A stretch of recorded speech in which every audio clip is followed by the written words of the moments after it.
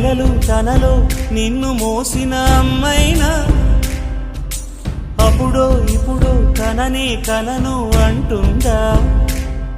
ప్రతి కుసుమం తనదే అనదే విరిసే కొమ్మైనా గుడికో జడకో సాగనంపక ఉంటుందా? బతుకంటే పడి చదువా అనుకుంటే అతి సులువా? పొరపడినా పడినా జాలి పడదే కాలం మనలాగా.